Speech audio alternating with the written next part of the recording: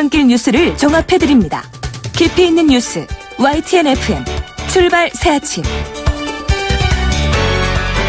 신율의 출발 새아침 3부 순서 시작합니다. 오늘도 초여름 날씨 지속된다고 그러죠. 날씨가 더워져서 그런지 요새 몸이 좀 찌뿌드하다 이런 생각 가지시는 분들 많을 것 같은데요. 그런데 그 찌뿌드한 이유 알 수 없는 경우가 더 많죠. 우리가 세상 살다 보면 이유를 아는 일도 있지만 이유를 잘 모르는 경우와도 마주칠 수 있습니다. 모든 것이 다 이유가 있겠지만 이유를 잘 알지 못하는 경우도 많다는 건데요. 그래서 때로는 억울할 수도 있지만 그냥 넘어가는 경우도 많습니다. 또 그게 인생일 수 있습니다. 모든 걸 따지고 이유를 알려 하기보다는 때로는 그냥 넘어가는 것도 삶의 지혜일 수 있습니다. 신율의 출발 새 아침 3부 순서 먼저 광고부터 듣겠습니다.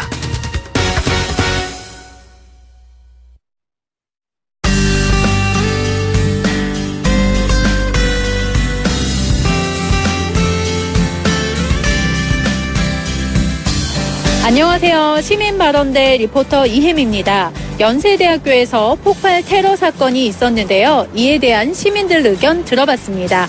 다른 나라 얘기나 먼 얘기 같은데 우리나라에서 그랬다는 얘기를 들으면은 조금이라도 더 가까워진 것 같아서 많이 불안해지죠, 사실. 사람들도 조금 더 사실 의심하게 되고 그런 것도 생길 수도 있죠. 템플 이렇게 보면 저기도 그 안에 뭐가 있나 싶어가지고 의심되고 수상하게 생각하고 좀 겁이 나겠죠? 다른 나라 파리나 그런 데서도 폭발물 터지고 그러니까 이렇게 어디 공항이나 공공자서 백화점이나 이런 데 갈 때 보면 아무래도 무섭죠. 집에 주로 있게 될 것 같아요, 보면은. 놀이공원이나 그런 데도 가기도 그렇고 무섭고. 좀 놀라기는 했죠. 이제 아무래도 학교에 그런 일이 있으니까 저도 이제 나중에 아이를 보내야 하는 입장에서는 좀 걱정은 되죠. 사회적으로 많이 좀 정신적으로 조금 문제 있는 사람들이 많은 현실에서는 어떤 일이 생길지 모르니까 그게 이제 불안하고 걱정되고 놀랍고 그렇죠. 사실 우리나라에서 그런 일이 벌어지리라고는 상상도 못했고 또 하나 그렇게 쉽게 접근할 수 있는 사람들이 있었다는 것 자체가 좀 황당했겠죠. 사람들이 그런 일에 많이 능숙할 것 같아요. 접근하기도 쉽고 외국에서 나오는 언론들이나 이런 데서 많이 화제가 되니까 그런 부분에서 모방범죄 그런 것들이 많이 나오겠죠. 사보 경찰관들이 좀 이렇게 다니면서 이렇게 안전하게 불안을 좀 해소할 수 있는 방법이 있었으면 좋겠어요.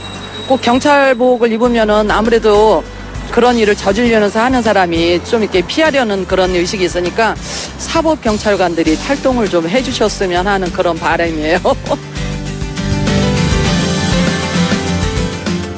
어젯밤 연세대학교 폭발 사고의 용의자가 붙잡혔습니다. 피해 교수가 속한 학과의 대학원생으로 밝혀졌는데요. 범행 사실도 시인했다고 합니다. 정확한 범행 동기 아직 나오고 있지 않습니다만 범행 도구가 굉장히 충격적이죠. 일명 못폭탄이라고 하는 IS 테러 수법을 모방했다고 알려졌는데요. 문제는 폭탄 제조 방식, 이 인터넷이나 언론을 통해서 너무나 쉽게 알 수 있다는 점입니다. 또 다른 모방 범죄가 나오지 않게끔 후속 조치 마련이 시급할 것 같습니다. 한편 이 피해 교수는 화상을 입었지만 천만다행으로 생명에는 지장이 없는 상태라는데요. 앞서 우리 시민분들 불안하다는 말씀 많이 하셨는데 경찰에서 정확한 사고 경위, 특히 폭발물 제조 과정 면밀하게 조사해서 불안감을 조금이라도 해소해 주시길 바랍니다. 그리고 피해가 어느 정도였던 어떤 의도였든 테러 행위는 무슨 일이 있어도 절대 용납될 수 없는 가장 큰 범죄라는 사실 잊지 말아야 할 겁니다.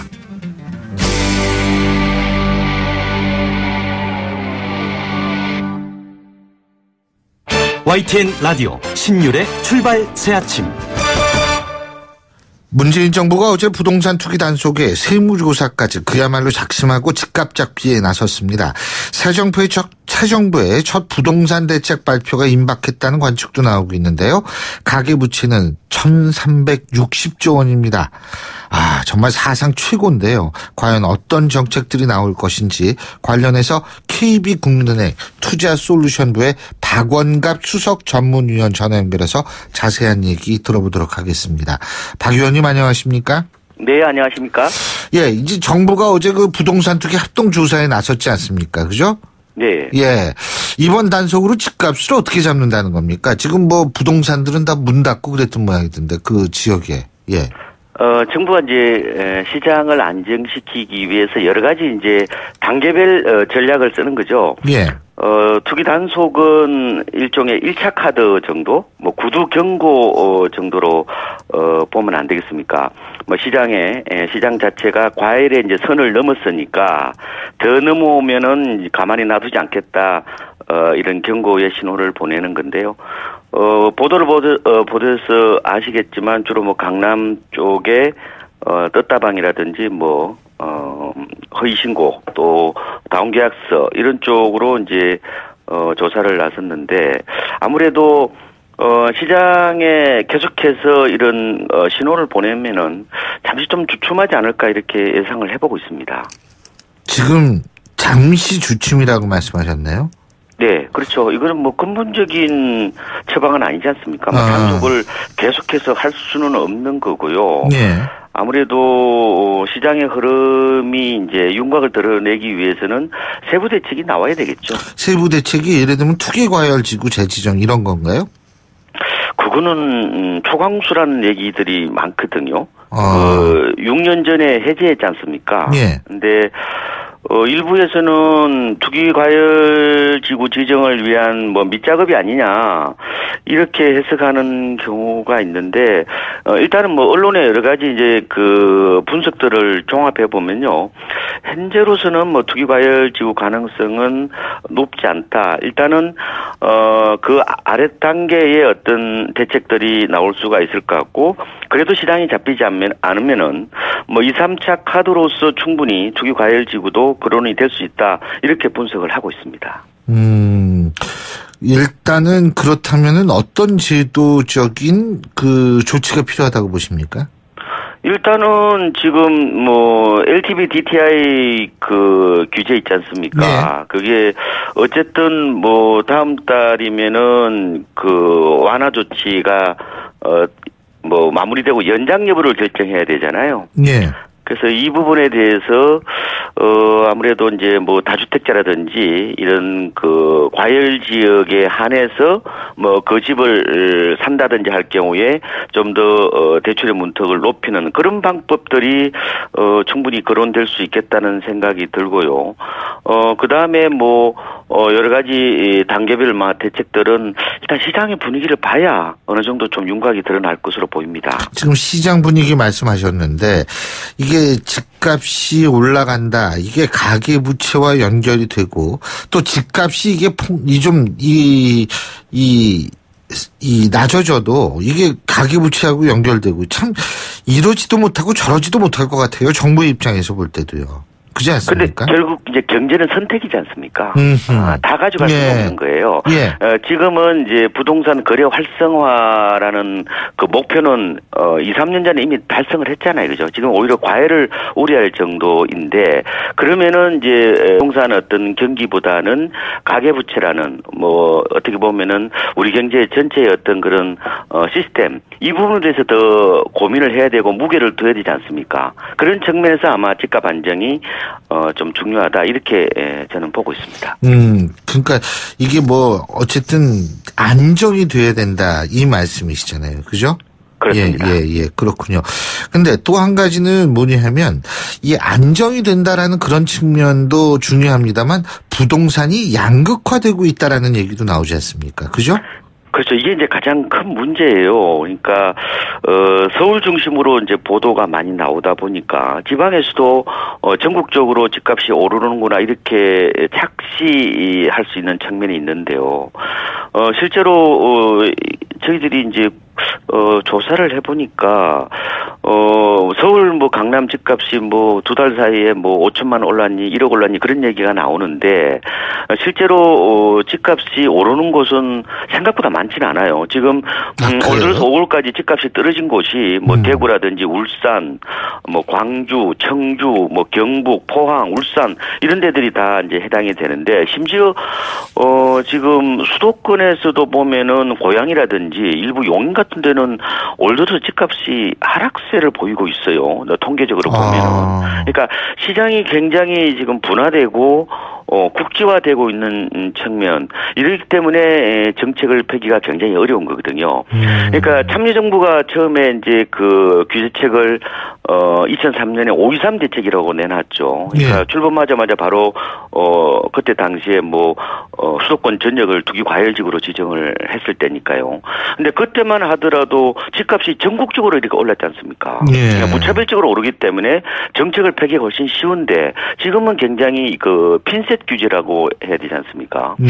이렇게처럼 굉장히 좀 디테일하게, 굉장히 정치하게 대책을 세우고 또 집행을 해야 되는 게 이번과 참여정부 때의 어떤 큰 차이가 아닌가, 이렇게 보고 있습니다. 예. 그렇다면 이 양극화라는 것을, 양극화 현상이 존재하는 건 분명히 사실이기 때문에 아까 핀셋 규제라고 말씀하셨는데, 이 좀 오르는 지역을 좀 낮추고, 그죠? 이 낮아진 지역은 침체를 벗어나게 만들어야 되는데, 이 말씀이신가요, 지금?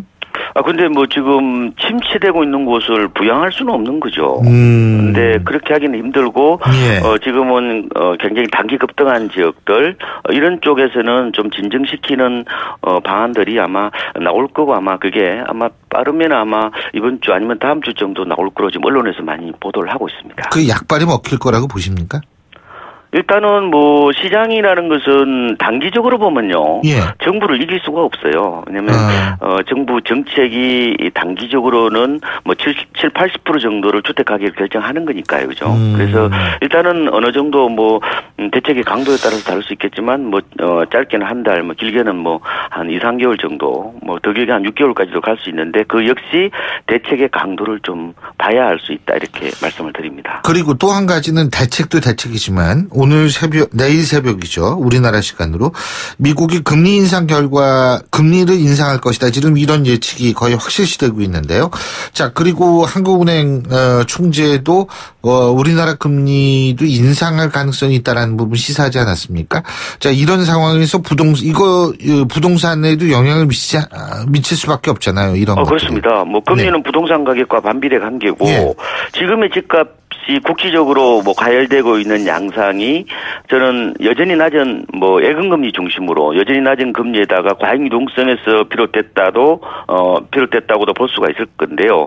금리가 오르면 아무래도 이런 대출 의존도가 높거나, 아니면은 이제 투자 상품 성격이 높은 상품, 가령 재건축이라든지 수익형 부동산, 이쪽으로는 영향을 좀 많이 주지 않을까 생각이 드는데요. 다만 이제 실물 경기가 조금 개선되는 측면이 있어서 금리가 급격하게 오르지 않는 한 부동산 시장이 금리 하나만으로도 갑자기 이제 냉각되는 그런 상황들은 나타나지 않을 거로 보이지만, 어쨌든 앞으로 계속해서 이제 금리를 올릴 가능성이 있지 않습니까? 그럴 수밖에 금리 없죠. 상승 시대에는 굉장히 좀 조심해서 접근하는 것이고, 그 빚을 낼 때도 진짜 감당할 수 있을 정도로 최소한도로 내는 어떤 그런 지혜가 필요하지 않느냐, 이렇게 보고 있습니다. 지금 위원님께서 조심해서 접근하고 빚을 낼 때도 좀 조심해야 된다. 근데 갭 투자가 요새 그렇게 기승을 부리고 있다며요? 갭 투자 옛날에도 했죠. 그러니까 전세 끼고 집 사는 게 어떻게 보면은 하나의 갭 투자라고 볼 수 있는데, 근데 그때 전세 끼고 집 사는 거와 갭 투자가 차이가요, 보증금의 차이입니다. 그러니까 2000년도에 전세 끼고 집을 샀을 때는 전세가 비율이 한 50% 내지 60% 정도가 되었는데, 지금은 73%가 전국 통계고요. 심지어 90%까지 되는 데가 있지 않습니까? 그러니까 집값 대비 전세값이 90% 말이죠. 그렇죠. 그러면은 대부분의 돈을 세입자로부터 조달을 한다는 거죠. 그러면 집값이 떨어지면은 집값이랑 알 수가 없는 거거든요, 사실상요. 그러니까 떨어지면은 본인만 하우스푸어가 되는 게 아니라 이게 세입자까지 깡통 전세로 만든다는 게, 이게 문제라는 거예요, 저는. 그래서 저는 갭 투자라고 하지 말고 이거는 갭 투기로 표현을 해야 된다. 굉장히 진짜 위험한 투기행위다, 이렇게 말씀을 좀 드립니다. 일부 갭 투기 투자 이거 보면은 2억을 가지면은 4년 뒤에 20몇 채의 집을 얻을 수 있다 이런 식으로 광고를 하는 모양이에요. 일부 책에서 그런 것도 많이 나오고 그러는데 문제는 이게 돈이 이제 있는 구매력을 갖춘 청년들이 하는 게 아니라 이 대학생까지 한다는 거 아니에요. 그래서 자기들끼리 모여가지고 여러 이렇게 어디 해야 될 것이 분석도 하고 그런다는데 이게 본인 불행뿐만 아니라 세입자 불행까지도 빠질 수 있는 굉장히 약간 도덕적 해이 가능성이 있는 거예요. 그렇죠. 그래서 이거는 진짜 진짜 위험한 방식이니까 이런 부분에 대해서는 한 번 더 좀 재고를 해야 되지 않느냐 그렇게 말씀을 좀 많이 하고 있습니다. 예. 자, 그러면은 위원님 장기적으로 볼 때의 집값은 어떻게 될 거라고 보십니까? 저는 장기적으로는 집값은 물가 상승률만큼은 오른다고 봅니다. 왜냐하면은 화폐 가치가 떨어지기 때문에요. 그거는 장기적으로는 우상향으로 보는데 단기적으로는 충분히 공급 과잉이라든지 금리 상승이나 이런 것 때문에 변동성이 커질 수 있다. 이런 점에서 좀 조심해서 접근하라 이런 말씀을 드립니다. 단기는 몇 년 말씀하시는 거예요? 단기는 한 1년 정도로 단기는 1년 정도, 장기는요? 예. 장기는 한 3년 이상 정도로. 3년 봅니다. 이상 정도. 근데 이게 지금 공급 과잉 말씀하셨는데 그래도 장기적으로는 인플레이션 이 비율 정도만큼 오를 것이다 이렇게 보시는 거군요. 그렇죠. 특히 건물보다는 이제 땅 가격을 보는 건데요. 근데 지금 우리가 자꾸 이제 착시를 하는 경우가 많거든요. 그러니까 지금 서울은 입주 물량이 거의 없고 지금 주택 보급률도 100%가 안 되지 않습니까? 지방이라든지 수도권 일부 지역들은 올 하반기부터 입주가 거의 폭탄이라 할 정도로 엄청나게 이제 많거든요.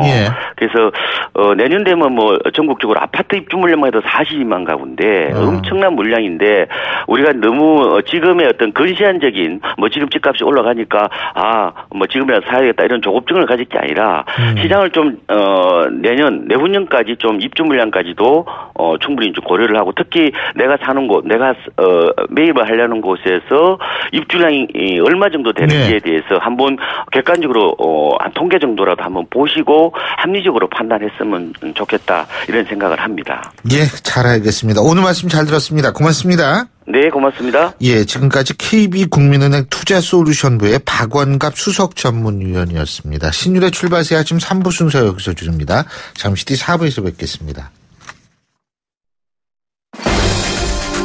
날카로운 분석, 내일을 보는 시선, 신율의 출발새 아침. 신율의 출발새 아침 4부 순서 먼저 광고부터 듣겠습니다. 예, 8시 34분 14초 지나고 있는데요. 지금 교통 상황 알아보겠습니다. 박화영 캐스터. 네, 신일의 출발새 아침 교통정보입니다. 경부고속도로 서울 가는 길 양재와 서초 사이 5차로에 고장 차량이 이동해서 후미로 정체가 조금씩 풀려서 서행하고 있고요. 이전으로는 수원에서 신갈까지 달래내고개에서 반포 사이로는 전반적으로 더딥니다. 외곽으로는 한남에서 서초 사이로 더디고 서울 요금소 부근 5차로에는 버스가 고장으로 서 있고요. 서울 요금소와 죽전 사이 5차로에는 낙하물이 있습니다.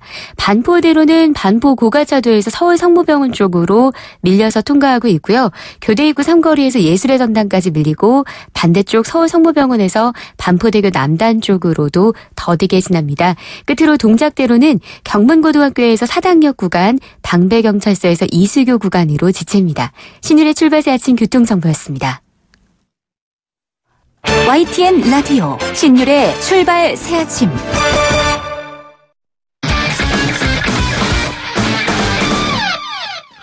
예, 스포츠 소식 알아보겠습니다. 최동호 스포츠 평론가 전화 연결돼 있습니다. 안녕하십니까? 예, 안녕하세요. 야, 이거 말이에요. 예. 이거 어떡합니까? 이거 축구 대표팀이 카타르에 졌어요. 이러면은 월드컵 어떻게 되는 거예요? 월드컵 본선 진출이 쉽지 않게 된 상황입니다. 예, 한국 축구가 또다시 좀 시끄러워지게 됐는데요. 이 러시아 월드컵 최종 예선 8차전 이 카타르 원정 경기에서 이 대표팀이 2대3으로 패했습니다. 자, 오늘 패하면서 대표팀이 A조 2위는 지켰는데 여전히 3위 우즈베키스탄하고 승점의 1점 차로 쫓기고 있거든요. 조 2위 팀까지 본선 직행 티켓이 주어지고요. 조 3위로 밀려나면 B조 3위 팀하고 경기를 해서 여기서 이기면은 이 북중미 카리브의 4위 팀하고 플레이오프를 해서 이겨야지만 본선에 합류할 수 있기 때문에 앞으로 우즈베키스탄하고 우리가 치열한 2위 싸움을 벌이게 됐습니다. 이 최종 예선전이 2경기가 남아 있거든요. 이 8월에 이미 이 본선 직행을 확정진 A조 1위 이란하고 홈 경기가 있고요. 이 9월에 열리는 마지막 경기가 2위를 다투는 우즈베키스탄 원정 경기입니다. 자, 마지막 우즈베키스탄전에서 2위가 가려질 것으로 예상이 됩니다. 그렇군요. 이게 근데 대표팀은 계속해서 이 경기력 논란에서 벗어나질 못하고 있는데 이 경기도 상당히 실망스러웠다 그러더라고요. 예. 이 최종 예선 원정 4경기에서 1무 3패입니다. 이 원정 경기에서 대표팀이 1승도 거두지 못하고 부진한데요. 자, 오늘 경기에서도 이 전반 25분에 선제골, 후반 6분에 추가골 내주면서 0대2로 끌려갔고요. 이 후반 17분에 기송영 선수, 25분에 황희찬 선수의 연속골로 2대2까지 쫓아갔는데 후반 30분에 결승골 내주면서 무릎을 꿇었습니다. 오늘 패한 거 분명히 졸전인데요. 이 축구 대표팀이 카타르에 패한 거는 84년 이후에 33년 만의 일입니다. 이 포백 수비진이 굉장히 부진했고요. 또 측면에서 카타르 공격을 막는 데 이제 실패했는데 위치 선정이 잘못돼서 이 카타르 공격수를 놓치는 장면이 자주 나왔고요. 이 수비의 안정성이 크게 떨어졌습니다. 이 전반 30분에 이 공격에서도 이 손흥민 선수가 오른손 손목을 다쳐서 이근호 선수하고 교체가 됐고요. 이 손흥민 선수가 교체 아웃되면서 공격의 날카로움이 크게 떨어졌는데 지동원 선수는 거의 이 존재감을 드러내지 못했고요. 이 오른쪽 측면에 이재성 선수도 이 날카로운 돌파나 패스를 보여주는 데는 실패했습니다. 지금 실검에 슈틸리케 감독이 등장하거든요. 예. 이거 지금 카타르전 패배 때문에 입지가 더 좁아질 것 같아요. 카타르전 이후에 말씀하신 대로 이 슈틸리케 감독이 검색어 순위 1위에 오를 정도로 대표팀 감독 거치가 관심사로 떠올랐습니다. 지난 3월에 중국에 0대1로 패하고 난 뒤에 감독 교체 목소리가 높아졌을 때에 정몽규 축구협회장이 감독 교체는 없다. 자, 이렇게 이제 슈틸리케 감독에게 힘을 실어줬거든요. 근데 이 당시 분위기가 축구 팬들도 그렇고 언론에서도 한 번 더 지켜보자는 분위기였습니다. 자, 그 후로 이 카타르전이 마지막 기회다 이런 무언의 압력이 있었던 것도 사실인데 이 때문에 오늘 카타르에 패하면서 이 슈틸리케 감독 경질 요구가 더욱 거세질 것으로 보이고요. 근데 문제는 대안이 없다는 겁니다. 이 국내 감독 중에서는 이 적절한 대안이 없어 보이고요. 월드컵 본선 진출을 확정진 상황이라면은 해외 감독 중에서 대안을 마련해 볼 수는 있겠지만 지금 이 본선 진출을 장담하기 어려운 상황인데다가 최종 예선 2경기를 남겨놓고 있기 때문에 과연 이 감독을 맡겠다고 나서는 지도자가 있을지 장담하기는 어렵다고 봅니다. 참. 국내 프로야구 소식도 좀 알아보죠. 선두 기아가 가장 먼저 40승 고지에 올랐는데 먼저 2위 NC도 만만치가 않습니다. NC도 어제 이기면서 기아하고 승차를 반경기 차이로 유지했다고 그러죠. 이 프로야구가 시즌 개막 이후로 이 선두 3강을 유지해 왔거든요. 근데 NC가 최근 10경기에서 9승 1패로 치고 올라오면서 기아, NC 양강 구도로 변화의 조짐을 보이고 있습니다. 1위 기아, 2위 NC가 반경기 차로 선두 다툼을 벌이고 있고요. 2위 NC와 3위 두산의 이 승차가 5경기로 벌어졌습니다. 어제 기아하고 NC가 모두 승리를 거뒀는데 기아는 이 역전에 재역전하는 치열한 접전을 벌이다가 9회에 나지완 선수의 결승타로 롯데를 7대1로 이겼고요. NC도 안타 17개를 쏟아부으면서 넥센을 14대5로 크게 이기고 6연승을 달렸습니다. 예. 그리고 한화는 올 시즌은 이상국 감독 대행 체제로 가기로 결정한 모양이더라고요.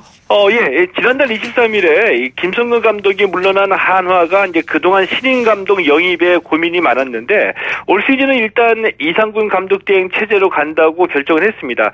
이상군 감독 대행에게 일단 이 힘을 실어주는 그런 모습이고요. 시즌 도중에 급하게 감독을 영입하기보다는 좀 더 시간을 두고서 결정하겠다. 뭐 이런 뜻으로 해석할 수가 있겠죠. 네. 이상군 감독 대행에게도 일단 기회가 주어진 것이라고 봐야 되겠고요. 자, 그래서 그런지 어제 한화가 SK전에서 1대6으로 뒤지던 경기를 11대8로 뒤집었습니다. 예, 잘 알겠습니다. 오늘 말씀 잘 들었습니다. 고맙습니다. 예, 고맙습니다. 지금까지 최동호 스포츠 평론가였습니다.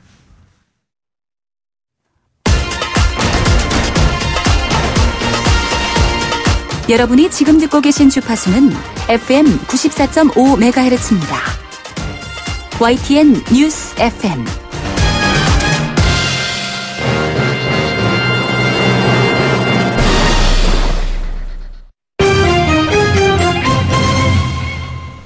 경제 뉴스 알아보겠습니다. 한국경제신문의 정인설 기자 직접 스튜디오에 나와 있습니다. 어서 오십시오. 안녕하세요. 예.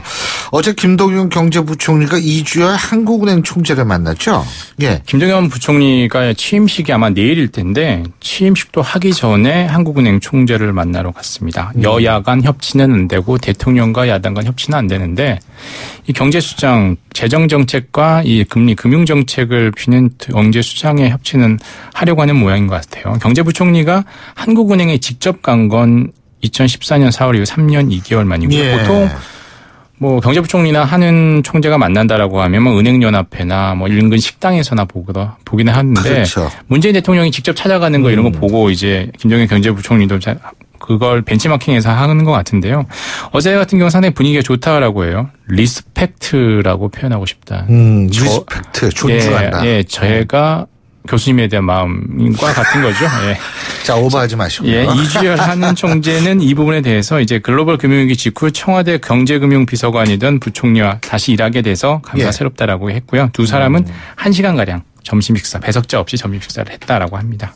근데 김동연 경제부총리 부동산 투기를 절대 좌시하지 않겠다. 지금 이렇게 얘기하지 않았습니까? 맞습니다. 이미 어제부터 이제 주요 투기 지역, 강남 지역을 중심으로 해서 합동 단속에 나섰는데 이미 부동산 중개업자들은 다 문을 닫았고요. 하지만 여전히 부동산 시장의 과열된 상태가 계속된다라고 하면 세 가지 원칙은 분명히 지키겠다라고 했습니다. 뭐냐? 이상 과열 현상이 발생한 지역에 대해서는 맞춤형으로 대응을 하고 대신 실수요자 피해가 없도록 하고 이 두 번째 원칙이고 세 번째 원칙은 그래도 시장 불안이 지속되면 또 다른 정책 수단을 총동원하겠다라는 거고요. 그래서 일단 핀셋 규제, 선별적 규제가 될 것으로 보여서 투기 과열 지구를 다시 한다거나 이런 건 아마도 이번 대책에는 빠질 것 같고 부동산 대출을 죄거나 아니면 재건축 규제를 강화하는 방향, DTI, LTV를 강화하는 방향 쪽으로 이르면 이번 주말에 종합대책이 발표될 것으로 보입니다. 그렇군요. 자, 그리고요. 올해도 세금이 아주 잘 거치고 있다고 그러네요. 맞습니다. 네? 저희 월급 통장은 여전히 항상 비어 있는데, 예, 맞습니다. 네. 예, 비어 있는 유리지갑인 것 같은데 잠깐 월급은 스쳐 지나. 아우 추워. 예, 아주 죄송합니다. 예. 근데 이제 그 정부 국가는 넘친다는 거예요. 청와대 입장에서도 반가운 소식이죠. 다 아시겠지만 일자리 추경하려는데 국채 발행 없이 하겠다는 거잖아요. 그 대표적인 재원이 이런 남아도는 세금, 생수 잉여금으로 하겠다라는 건데 올 들어서 1월부터 4월까지 넉 달간 작년보다 더 거친 세금이 8조 4천억 원입니다. 그러니까 징수 속도를 항상 목표를 잡은 게 있는데 이게 목표 대비 1.8%포인트 빠르다는 거예요. 전체 세금의 43.5%를 이미 3분의 1밖에 안 지났지만 다 걷었다는 거고요. 그렇지만 올해 같은 경우에도 또 작년처럼 세금이 더 많이 거쳐서 훨씬 더 일자리 추경하기에 좋은 상황에서 청와대 입장에서 상당히 반가운 소식이죠. 그렇죠. 그렇습니다. 근데 청와대 입장에서도 또 좋을 통계가 나왔어요. 맞습니다. 국내 공공부문 일자리 비중이 경제협력개발기구 우리가 흔히 OECD라고 얘기하는데 OECD 평균의 절반에도 못 미친다는 그런 통계가 나왔죠. 이제 일자리 추경하려고 한 이유가 이거잖아요. 공공부문 그렇죠. 일자리. 우리가 공공부문이 일자리 복지를 하는 비중이 너무 적다. 한국이. 네. 그래서 더 하겠다라는 거에서 11조 원 투입해서 이번에 11만 개 일자리를 창출하고 이 중에 12,000명의 공무원을 추가로 채용을 하겠다라는 건데요. 아주 좋은 통계죠. 딱 통계청이 먹기 좋은 딱 청와대가 너무 보기 좋아하는 딱 통계를 이번에 처음 만들었습니다. 2015년 기준으로 국내 공공부문 일자리 수는 233만 6천 개. 전체 취업자 수 대비해서 공공 일자리가 차지하는 비중이 8.9%인데 OECD 평균이 21.3%예요. 그래서 여전히 절반에도 못 미친다. 그러면 청와대 입장 당연히 우리 공공부문 일자리 늘려야 한다는 논거가 좋은 근거가 되겠죠. 근데 이번에 통계청 기존하고 다르게 이 유엔 기준에 맞춰서 통계를 했다 그러죠?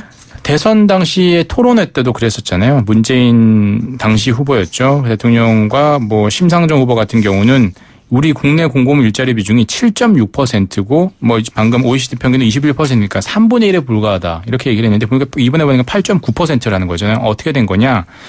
이번 통계기청이 이제 유엔 기준이 막 중구난방입니다. 나라별로. 그래서 이번에는 정부 지자체뿐만 아니라 공공기관의 정규직 근로자 그리고 공공기관제 무기계약직 근로자 그리고 뭐 한국은행 금융강도원 이런 데를 다 포함을 했더니 공공부문 일자리 비중이 7.6%에서 8.9%로 올랐다라는 거죠. 그럼에도 불구하고 이번 통계에도 허점이 있다. 이거 아닙니까? 맞습니다. 이게 일단 이번 통계는 사립학교 교원, 뭐 유치원 보육교사, 의료업계 종사자들이 다 빠져 있습니다. 공공부문 일자리 중에. 특히 사립학교 교원 같은 경우에는 인건비를 상당 부분 정부에서 부담을 많이 하잖아요. 그 얘기는 뭐냐면 초중고등학교 선생님들, 사립학교 선생님들도 교육청에서 월급 준다. 이 말씀이신데요. 맞습니다. 예. 근데 이제 이건 공공부문 일자리 부분에 빠졌다는 거죠. 이제 이유는 뭐 국가에서는 당연히 얘기를 하고 있죠. 그 부분은 다 주는 건 아니니까요. 근데 이걸 만약에 사립학교 유치원 이걸 포함을 한다라고 하면 상당히 비중이 지금이 이번에 8.9%가 나왔는데 아마도 13% 이상으로 오를 것이다라는 거죠. 그러면 우리만 넣으면 안 되잖아. 근데 이미 영국이나 프랑스 같은 경우에는 이런 그 사립학교 교원이나 유치원 보육교사를 공공부문 일자리로 편입을 시키고 있습니다. 그리고 이제 한국에서 취업률이 낮은 이유 중에 또 하나가 군대가 있잖아요. 그렇죠. 우리나라 징병제. 맞습니다. 징병제 국가여서 특히나 내년부터 병장 월급이 40만 원으로 오른다라고 하잖아요. 물론 아직도 40만 원 오르면 주요 징병제 국가 중에서 싱가포르 정도를 제외하고는 거의 상당히 높은 수준이 되는 거예요.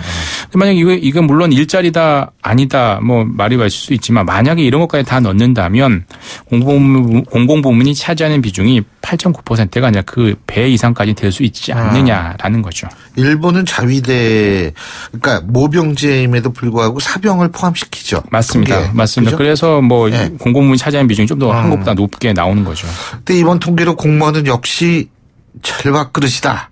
이게 다시 한번 입증됐다 그러네요. 뭐 2부에서였었나요? 이제 바른정당의 하태경 의원이 이번 이런 걸 통해서 뭐 공무원 제도 내지는 연금 제도 같이 개혁해야 된다 이렇게 얘기했는데 호봉제 폐지해야 맞습니다. 된다. 호봉제 폐지하고 뭐 연금도 상당히 국민연금으로 편입시켜야 된다 이렇게 얘기를 했는데 이번에 보니까 이제 공공부문에서 신규 채용된 일자리가 13.7%였어요. 근데 일반 민간부문까지 다 포함해서 34.8%.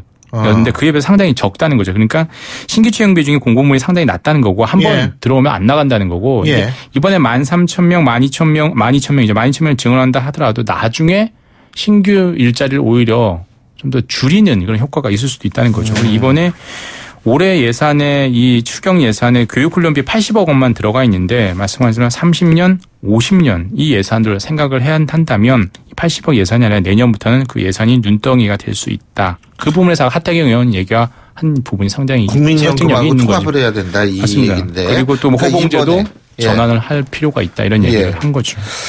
자, 다음은 KT 휴대폰 가입자들이 아주 솔깃할 소식인데 KT 휴대폰 가입자들은 환급금을 신청해서 받을 수 있다. 지금 있잖아요. 실시간 검색어 1위입니다. 예. 어제도 1위여서 이게 폭주해가지고 서비스 그 홈페이지가 다운이 됐었는데 오전 9시부터 재개를 합니다. 이걸 누구냐? 올레폰 안심 플랜 서비스라고 이 일종의 그거죠. 뭐 휴대폰 이게 단말기로 잃어버리거나 네, 파손되거나 대비한 보험인데 네.